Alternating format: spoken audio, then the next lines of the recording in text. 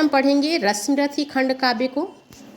आपको एक खंड काव्य पढ़ना है जिसमें आपके लिए है रश्मिरथी खंड काव्य, और इस खंड काव्य को 7 सर्गों में बांटा गया है। और इस खंड काव्य के जो नायक हैं उन नायक के चरित्र चित्रण को आज हम पढ़ेंगे। यह प्रश्न आपकी परीक्षा में आता है, इस तरह से भी पूछा जा सकता है। रश्मिरथी खंड काव्य के प्रमुख पात्र का चरित्र चित्रण कीजिए। यह पूछा जा सकता है रश्मिरथी के माध्यम से कवि दिनकर ने महारथी कर्ण के किन गुणों पर प्रकाश डाला है, अपने शब्दों में लिखिए। यह पूछा जा सकता है रश्मिरथी के कर्ण के व्यक्तित्व की उल्लेखनीय विशेषताओं का वर्णन कीजिए।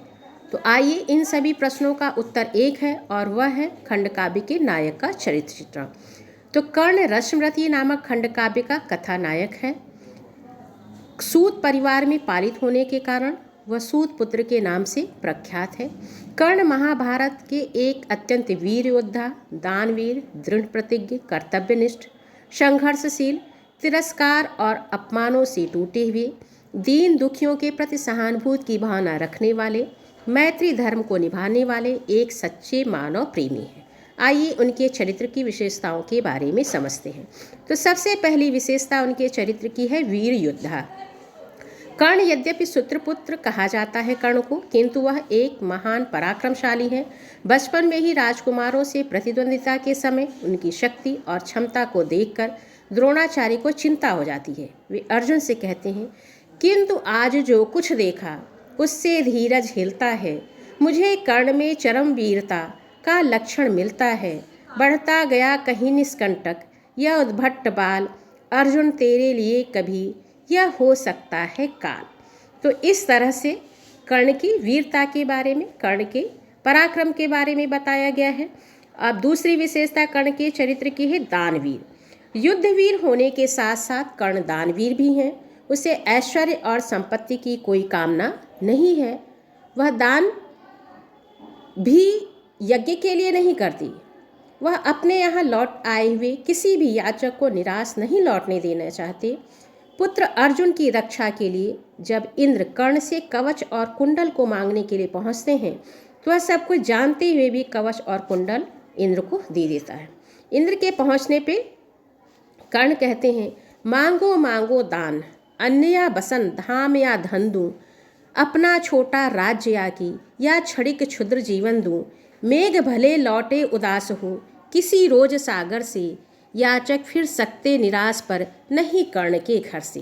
तो यह कर्ण की दानवीरता है। अब आइए, तीसरी विशेषता कर्ण के चरित्र का ही है दृढ़ प्रतिज्ञ।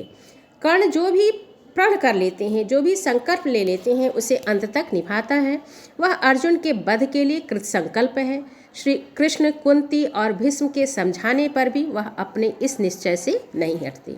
चौथी विशेषता है दलितों का सहायक, निष्कपट हृदय वाला। कर्ण दीन दुखी दलितों का सहायक, परोपकारी, निष्कपट हृदय वाले बीजोड़दानी हैं। वह दयालु इतने हैं कि शत्रु पे भी दया करते हैं। छल छद्म की नीति से अलग रहना चाहते हैं। इंद्र जब छल से उनका कुंडल और कवच मांग लेते हैं उस समय कर्ण कहता है, देवराज छल छद्म स्वार्थ कुछ भी साथ न लाया हूँ, मैं केवल आदर्श एक उनका बनने आया हूँ। पांचवी विशेषता उनके चरित्र की है आत्मनिर्भर। कर्ण आत्मशक्ति पे विश्वास रखते हैं। वह दैवी शक्ति कवच और कुंडल इंद्र को देकर अपने को गौरवान्वित मानते हैं और दृढ़ निश्चय के साथ कहते हैं, भुज को छोड़ न मुझे सहारा, किसी और संबल का। भुज को छोड़ न मुझे सहारा, किसी और संबल का। बड़ा भरोसा था लेकिन इस कवच और कुंडल का।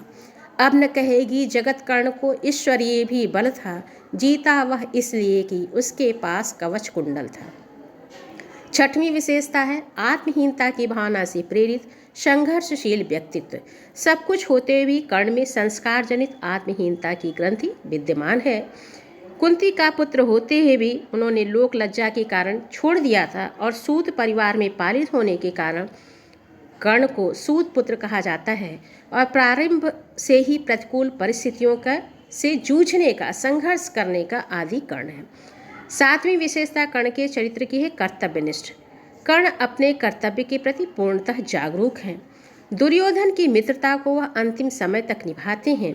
श्री कृष्ण, भीष्म, माता कुंती और सभी की बातों को अपने निश्चय के आगे ठुकरा देते हैं। तो यह कर्ण की कर्तव्य निष्ठा है।